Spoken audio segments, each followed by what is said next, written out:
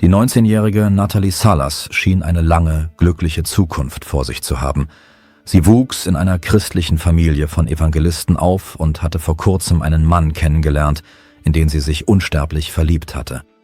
Alles entwickelte sich sehr gut für sie. Die Aufnahmen der Überwachungskameras des Cafés, in dem die junge Frau eines Abends zu Abend aß, waren jedoch leider die letzten Aufnahmen, auf denen sie noch am Leben war. Was ist mit Natalie passiert und warum haben die Behörden nur zögerlich Ermittlungen in diesem Fall aufgenommen? All dies wird in dieser Geschichte erzählt. Natalie Melody Salas Ruiz wurde am 28. September 1997 in einem der 32 Departements der Republik Kolumbien geboren. Natalie wuchs zusammen mit ihren beiden Brüdern Fernanda und Hasur in der Gegend von Villa Kela in Monteria auf. Natalies Eltern waren Edwin Salas und Claribel Ruiz. Edwin arbeitete als Verkäufer und ihre Mutter Claribel war eine sehr angesehene Lehrerin in ihrer Nachbarschaft. Natalies Familie war sehr liebevoll und harmonisch. Außerdem waren sie treue Anhänger der evangelischen Kirche. Natalies Eltern gelang es, ihren Kindern dieselbe Hingabe zu vermitteln. Gemeinsam besuchten sie oft die Kirche Cristo es la Roca im Stadtteil Cantacla in Monteria. Diese Gemeinde wurde von dem evangelischen Pastor Carlos geleitet, der ebenfalls ein angesehener und beliebter Mann in ihrer Kirche war. Natalie trat in die Fußstapfen ihrer Mutter. Seit ihrer frühesten Kindheit zeigte sie Interesse am Unterrichten. Sie besuchte ihre Mutter oft an der Hochschule, an der diese arbeitete, und half ihr bei der Durchführung von Prüfungen und der Korrektur von Aufgaben. Dies war unter anderem ein Grund dafür, dass Natalie Rechtschreibfehler und schlechte Handschrift kaum ertragen konnte. Neben ihrem Interesse am Unterrichten hatte Natalie auch ein Talent für Musik. Sie hatte eine angenehme, geschulte Stimme und war sogar Mitglied des Jugendchors ihrer Kirche. Menschen, die das Glück hatten, Natalie singen zu hören, berichteten, dass ihr Gesang sie bis ins Innerste ihrer Seele berührte. Im Jahr 2016 war Natalie 19 Jahre alt. In ihrem Leben lief alles gut und sie hatte gerade ihr Studium an der Universität von Córdoba begonnen, um einen Bachelorabschluss in Mathematik zu erwerben. Natalie unterschied sich von ihren Altersgenossen. Während viele von ihnen ihre Zeit auf Partys verbrachten, besuchte sie verschiedene Veranstaltungen, die in ihrer Kirche stattfanden. Wie so oft wurde Natalie auch in den Kirchengemeinden nahegelegt, dass sie nur mit Gleichaltrigen aus der Kirche Umgang haben sollte, um nicht in Versuchung zu geraten und nicht vom christlichen Weg abzuweichen. Ihre Eltern achteten sorgfältig darauf, aber Natalie war jung und wollte natürlich andere Menschen kennenlernen. Um ihr Interesse zu stillen, begann die junge Frau in sozialen Netzwerken nach Bekanntschaften zu suchen. So lernte sie im August 2016 Miguel Arthur Ross Aguilar kennen, der zu dieser Zeit einfacher Soldat in der Armee von Monteria war. Zwischen den beiden entwickelte sich schnell eine Beziehung, die Natalie sorgfältig vor ihren Eltern verbarg. Natalie und Miguel kommunizierten mehrere Monate lang über Nachrichten und Telefonate, ohne dass ihre Familie davon etwas ahnte. So kam der 29. November 2016. Dieser Tag sollte ein ganz normaler Tag werden. Doch an diesem Abend kam Natalie nach dem Unterricht nicht nach Hause. In den ersten Stunden, als klar wurde, dass Natalie sich verspätete, begannen ihre Eltern sich Sorgen zu machen. Sie wussten, dass ihre Tochter immer Bescheid gab, wenn sie ausgehen wollte, und nie einfach verschwand. Besorgt beschlossen sie, selbst nach Natalie zu suchen. Sie fuhren verschiedene Orte ab, an denen sich die junge Frau aufhalten könnte, aber ihre Suche blieb erfolglos. Irgendwann beschlossen die Eltern, sich mit Natalies Kommilitonen in Verbindung zu setzen, und dann erzählte einer von ihnen das schrecklichste Geheimnis der jungen Frau. Er wusste nicht, dass sie ihre Beziehung so sorgfältig geheim gehalten hatte und vermutete daher ohne zu zögern, dass sie bei ihrem Freund geblieben war. In diesem Moment war die Familie sehr unangenehm überrascht. Nachdem sie Natalies Freunde befragt hatten, erfuhren sie, dass der Freund Miguel hieß und Soldat war.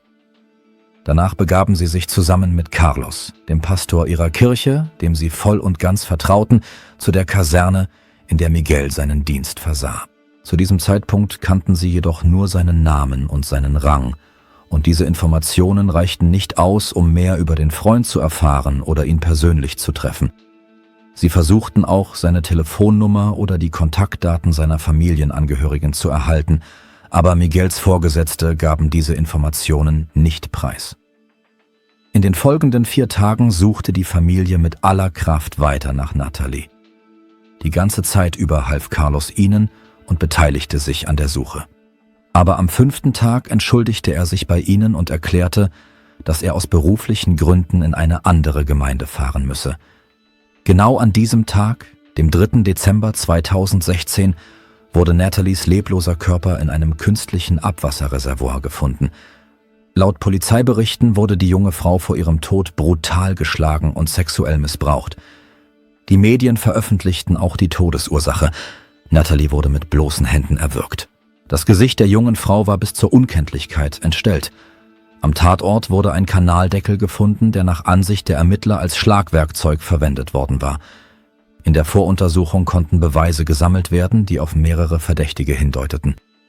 Die Behörden veröffentlichten jedoch keine Informationen darüber. Diese Geheimhaltung und das Fehlen von Informationen über den Verlauf der Ermittlungen in den Medien waren charakteristisch für diesen Fall. So werden beispielsweise in der Regel Berichte über die Obduktion und die Ergebnisse der forensischen Untersuchungen in den Medien veröffentlicht. Im Fall von Natalie wurde all dies jedoch geheim gehalten. Die Nachricht von Natalies Tod hatte einen starken Einfluss auf ihre Familienangehörigen. Sie waren buchstäblich untröstlich und verloren darüber hinaus den Glauben an ihre Kirche. Die ganze Familie der jungen Frau war überzeugt, dass ihr Freund Miguel, dessen Beziehung sie so sorgfältig geheim gehalten hatte, für Natalies Tod verantwortlich war. Die Umstände, unter denen es der Familie dennoch gelang, Miguel zu kontaktieren, bleiben unklar. Es ist jedoch sicher, dass der junge Mann festgenommen und zum Verhör gebracht wurde. Bei der Vernehmung bestritt Miguel seine Beteiligung am Tod der jungen Frau.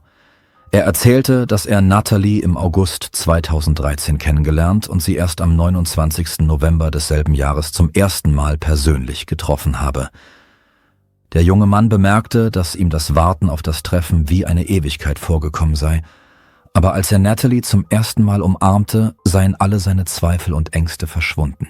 Miguel gab zu, dass sie 4 der 5 Tage, an denen die Familie der jungen Frau sie als vermisst gemeldet hatte, bei ihm gewesen sei und ihn sogar in das Krankenhaus bei der Kaserne begleitet habe, als Miguel einen kranken Freund besuchen musste. Nach Angaben des jungen Mannes trennten sie sich am 2. Dezember. Er brachte die junge Frau zur Bushaltestelle und bat sie, ihn anzurufen, wenn sie zu Hause angekommen sei. Dazu gab er ihr die Telefonnummer seiner Mutter und erklärte, sein Telefon sei kaputt. Miguel erzählte, dass er sehnsüchtig auf einen Anruf von Natalie gewartet habe, aber auch nach vielen Stunden habe sie ihn nicht angerufen und sich auch nicht in den sozialen Netzwerken gemeldet. Die Ermittler und die Familie der jungen Frau glaubten Miguels Geschichte nicht und hielten ihn weiterhin für einen Verbrecher. Bald jedoch wurden Beweise für seine Unschuld gefunden. 2 Mitarbeiter des Cafés sagten aus, dass sie Natalie auf Fotos erkannt hätten, die in den Medien veröffentlicht worden waren. Danach gelang es ihnen, Videoaufnahmen vom 2. Dezember zu finden, die bestätigten, dass Natalie in der Nacht zum 2. Dezember in diesem Café gewesen war. Es konnte festgestellt werden, dass sie in Begleitung eines jungen Mannes war und dass sie gemeinsam Essen zum Mitnehmen gekauft hatten. Die Mitarbeiter des Cafés gaben an, dass sie sich wie ein verliebtes Paar oder zumindest wie sehr gute Freunde verhalten hätten. Als die Ermittler diese Videoaufnahmen erhielten, konnten sie feststellen, dass Natalie tatsächlich in der Nacht vom 2. Dezember zwischen 23 Uhr und 23:30 Uhr in diesem Café gewesen war. Allerdings war Miguel definitiv nicht mit Natalie zusammen gewesen, was bedeutete, dass er nicht der Letzte war, der sie lebend gesehen hatte. Infolgedessen wurde Miguel aus der Haft entlassen und alle Anklagen gegen ihn wurden fallen gelassen. Von diesem Moment an konzentrierten sich die Polizisten auf die Suche nach dem Mann aus dem Video, der automatisch zum Hauptverdächtigen wurde. Bald gelang es ihnen, die Identität dieses Mannes festzustellen. Es handelte sich um einen 18-jährigen Motorradtaxifahrer namens Angel. Die Polizei untersuchte auch Natalies Telefon und fand heraus, dass Natalie eine Zeit lang mit einem weiteren Mann namens Añol Openera, der zu diesem Zeitpunkt 46 Jahre alt war, in Kontakt stand. All diese Informationen konnten dank eines wichtigen Zeugen, einem jungen Mann namens Francisco Romera Pacheco, zusammengetragen werden. Francisco hatte Probleme mit der Sprache und dem Gehör, aber es gelang ihm dennoch, einige beunruhigende Details über das Leben und den Tod von Natalie zu erzählen. Laut Francisco kam er am frühen Morgen des 3. Dezembers auf dem Heimweg von der Arbeit an einem Abwasserkanal vorbei, in dem später Nathalies Leiche gefunden wurde. Der Zeuge berichtete, dass er gesehen habe, wie mehrere Männer die junge Frau schlugen. Irgendwann bemerkte einer der Männer ihn und drohte zu schießen, wenn er nicht verschwinden würde. Francisco gehorchte, ging aber nicht weg, sondern versteckte sich in den nächsten Büschen. So konnte er sehen, wie die Männer Nathalie mit einem Kanaldeckel schlugen, sie dann töteten, die Leiche wegwarfen und flohen. Die Angabe, dass ein Kanaldeckel als Tatwaffe verwendet worden war, überzeugte die Polizei von der Richtigkeit von Franciscos Aussage, da diese Information nicht in den Medien veröffentlicht worden war und selbst die Familie der jungen Frau nichts davon wusste. Anhand von Videos und Fotos identifizierte Francisco diese Personen, bei denen es sich um Angel und Enio handelte. Beide Männer wurden im März 2017 verhaftet. Angel wurde in seinem Haus in Monterrey festgenommen, während Enio in seinem Haus im Stadtteil Sant'Antero in der Gemeinde San Pelayo verhaftet wurde. Während der Verhandlung in diesem Fall, die im 4. Saal des Justizpalasts von Monterrey stattfand, klagte Staatsanwalt Hector Costilla Plaza sie wegen Verbrechen im Zusammenhang mit Femizid, die Tötung von Frauen, ein eigener Straftatbestand nach den Gesetzen des Landes, unter erschwerenden Umständen sowie wegen sexueller Gewalt unter erschwerenden Umständen an. Obwohl beide Angeklagten ihre Schuld nicht eingestanden, ordnete der Richter an, sie während der Ermittlungen in der Haftanstalt Las Mercedes in Monterrey in Untersuchungshaft zu nehmen. Später wurde bekannt, dass beide Männer als Motorradtaxifahrer arbeiteten, einer in Monterrey und der andere in San Pelayo. Obwohl beide Verdächtigen im Fall Nathalie nun hinter Gittern saßen, wurde die Untersuchung des Falls nicht eingestellt, was in der Öffentlichkeit für Verwunderung sorgte und Gerüchte auslöste.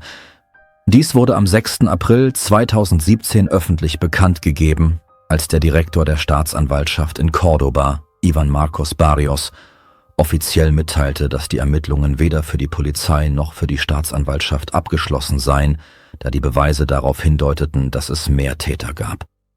Iván wies auch darauf hin, dass Nathalies Tod alle Einwohner von Córdoba erschüttert habe und man daher alles tue, um alle Beteiligten zu bestrafen. Der Staatsanwalt versicherte der Bevölkerung, dass alle Täter mit Sicherheit bestraft würden, da die Polizei Beweise gesammelt habe, die auf mindestens 2 weitere Verdächtige hindeuteten. Die nächsten Informationen über den Verlauf der Ermittlungen wurden erst einige Monate später veröffentlicht, am 18. September 2017, als das 1. Bezirksstrafgericht von Monterrey beschloss, Carlos, den Pastor der evangelischen Kirche, Cristo es la Roca, in Untersuchungshaft zu nehmen, der dank der Aussage eines Zeugen mit dem Fall in Verbindung gebracht werden konnte. Das war eine schockierende Nachricht, da Carlos der geistliche Begleiter der Familie war und sogar bei der Suche nach Nathalie geholfen hatte. Auffällig war jedoch, dass er am Tag der Entdeckung der Leiche die Stadt verließ, ohne eine klare Erklärung abzugeben. Kurz darauf stellte sich heraus, dass Nathalies Schwester und einige ihrer Freundinnen in ihren Aussagen gegenüber den Ermittlern behauptet hatten, dass die junge Frau und der religiöse Würdenträger, der verheiratet war, Kinder hatte und gegen Untreue predigte, vermutlich eine romantische Beziehung gehabt hätten. Der Pastor zwang Nathalie zu schwören, dass sie niemandem von ihrer Beziehung erzählen würde, doch sie konnte sich nicht zurückhalten, während ihre Schwester und ihre Freundinnen schwiegen, weil sie glaubten, sie damit zu schützen. Hinzu kam, dass Francisco ihn auch als einen der Angreifer der jungen Frau identifizierte. Bei der ersten Anhörung bekannte sich Carlos nicht schuldig und seine Verteidigung präsentierte einen Zeugen, der aussagte, dass er sich am 3. Dezember 2016 in der Gemeinde El Salat bei einer religiösen Veranstaltung zum Kampf gegen illegale Substanzen aufgehalten habe. Trotzdem erhob die Staatsanwaltschaft Anklage gegen Carlos wegen seiner mutmaßlichen Beteiligung an oder Anstiftung zu einer Straftat. Als der erste städtische Strafrichter verkündete, dass er ihn ins Gefängnis schicken werde, da er eine Gefahr für die Gesellschaft darstelle, faltete Carlos die Hände vor der Brust und sagte, er sei unschuldig. Vor dem Gerichtsgebäude versammelten sich viele Gemeindemitglieder, die gegen die Entscheidung des Gerichts protestierten, ihren Pastor ins Gefängnis zu schicken. Zu diesem Zeitpunkt war die Aufregung um den Fall von Nathalie dank der Förderung der kommunalen Politik zur Bekämpfung von Femiziden bereits ziemlich groß. In diesem Zusammenhang wurde am 3. Dezember 2017, dem Jahrestag von Nathalies Tod, in Monterrey der Tag der Bekämpfung von Femiziden eingeführt. Nathalies Angehörige mussten einen langen Kampf führen, damit die Schuldigen für ihren Tod bestraft wurden. Die erste Enttäuschung für die Familie Salas kam im Dezember 2018, als die beiden Angeklagten, Ángel und Enio, aufgrund der Verjährungsfrist aus der Haft entlassen wurden, da die gesetzlich festgelegten Fristen für die Durchführung aller Verfahren in diesem Fall nicht eingehalten worden waren. Die zweite Enttäuschung kam im Februar 2019, als das Bezirksgericht für Strafsachen von Monterrey einen Freispruch zugunsten des Pastors fällte. Die Verteidigung des Geistlichen durch die Strafverteidigerin Maria Teresa Umans konnte nachweisen, dass Carlos am Tag der Tat nicht in der Stadt war und widerlegte damit die Aussage von Francisco, dem einzigen Zeugen, der ihn am Tatort gesehen hatte. Obwohl die Staatsanwaltschaft gegen dieses Urteil Berufung einlegte, wurde Carlos nach Bestätigung der Beweise in der zweiten Instanz durch die Strafkammer des Stadtgerichts im Februar 2021 dennoch freigelassen. Das Gericht befand, dass die Aussage des Zeugen Francisco zu viele Zweifel aufkommen ließ, da er inkonsequent antwortete und keine offizielle Gebärdensprache, sondern eine Mischung aus Lauten und Gesten verwendete. Die Verzögerung des Gerichtsverfahrens und die Freilassung der mutmaßlichen Täter führten zu großem Misstrauen der Öffentlichkeit gegenüber dem Justizsystem. In diesem Zusammenhang versammelten sich viele Menschen im ganzen Land zu Kundgebungen, um Gerechtigkeit zu fordern und auf das Problem des Femizids aufmerksam zu machen. Die Gerechtigkeit siegte schließlich, aber dafür musste man ganze 7 Jahre warten. Ángel und Enio standen ebenfalls vor Gericht, jedoch bereits auf freiem Fuß. Während der Gerichtsverhandlungen wurden zahlreiche von den Ermittlern gesammelte Beweise vorgelegt und es wurde festgestellt, dass beide Männer die direkten Täter waren, obwohl sie auf Anweisung eines dritten, unbekannten Täters handelten. In einer Erklärung des Generalstaatsanwalts des Landes wurde angegeben, dass sich die Ereignisse am 3. Dezember 2016 in der Nähe eines Abwasserbeckens im Norden von Monterrey ereignet hatten, wo Natalie sexuell missbraucht und getötet worden war. Nach Auswertung aller Beweise kam die Anklage zu dem Schluss, dass es sich um ein geschlechtsspezifisches Verbrechen handelte, da Natalie vermutlich mit beiden Männern eine Beziehung hatte. Der Hauptzeuge Francisco berichtete über einen Gebärdensprachdolmetscher, dass er gesehen habe, wie die beiden Angeklagten die junge Frau in den frühen Morgenstunden angegriffen hätten. Daraufhin versuchte die Verteidigung von Ángel und Enio, die Aussagen von Francisco aufgrund seiner Einschränkungen zu diskreditieren. Das Berufungsgericht unter Vorsitz von Richter Edwin Rudela bestätigte jedoch die Zeugenaussagen und erkannte alle Beweise als gültig an.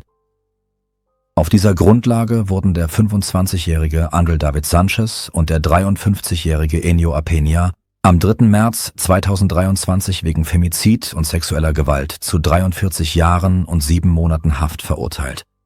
Während der Gerichtsverhandlung wurde weder erzählt, wie und wann Natalie die Männer kennengelernt hatte, noch welches Motiv die Täter hatten.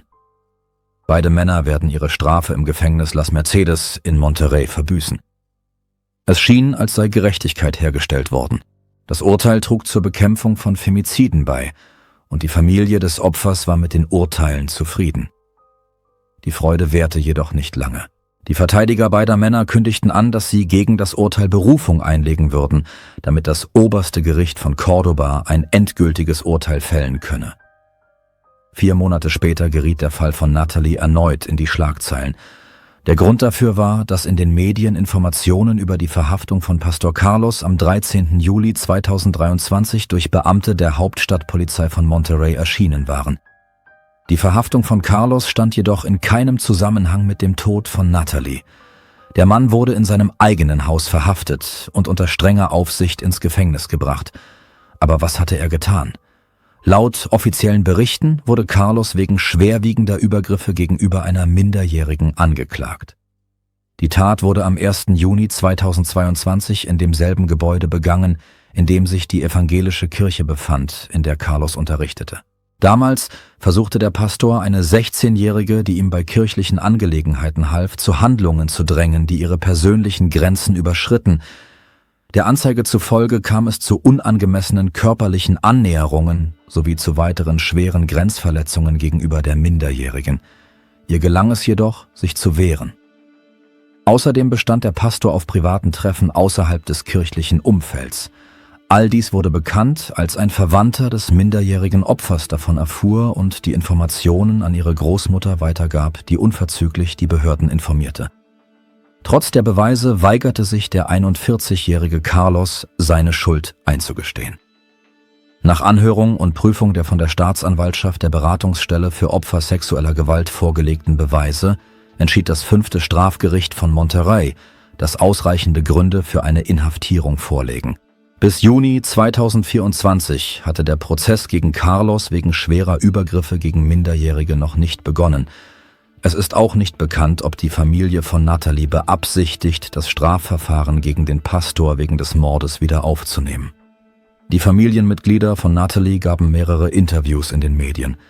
Sie betonten, dass der Schmerz über den Verlust von Natalie unerträglich sei, und die Mutter des Mädchens sagte, dass sie weiterleben werde, um die Erinnerung an ihre Tochter zu bewahren. Die Frau erzählte auch, dass ihre beiden anderen Kinder ihr helfen, sich über Wasser zu halten und nicht in Verzweiflung zu versinken. Nachts jedoch, wenn sie Zeit zum Nachdenken hat, wird der Schmerz über den Verlust von Natalie besonders stark. Natalies Mutter befürchtet, dass die Schuldigen am Tod ihrer Tochter ungestraft davonkommen könnten, betonte jedoch, dass sie weder Hass noch Rachegefühle ihnen gegenüber empfinde, sondern nur Mitleid. Natalie starb unter äußerst leidvollen Umständen und dieser Fall ist noch immer ungelöst. Außerdem bleiben viele Fragen offen. Wie haben die Motorradtaxifahrer sie kennengelernt? Ist der Pastor an diesem Verbrechen beteiligt? Was war die Motivation der Täter? Wollte Natalie jemanden treffen und geriet dabei in eine gefährliche Situation oder wurde sie gezielt in diese Lage gebracht? Leider werden viele Fragen unbeantwortet bleiben. Sicher ist jedoch, dass der Pastor wiederholt die Grenzen minderjähriger Mädchen überschritten hat, wie der Fall seiner 16-jährigen Opferin zeigt. Es ist sehr wahrscheinlich, dass auch Natalie Opfer von Übergriffen wurde. Es bleibt zu hoffen, dass dieser Mann so lange wie möglich im Gefängnis bleibt, da er eine Gefahr für die Gesellschaft darstellt.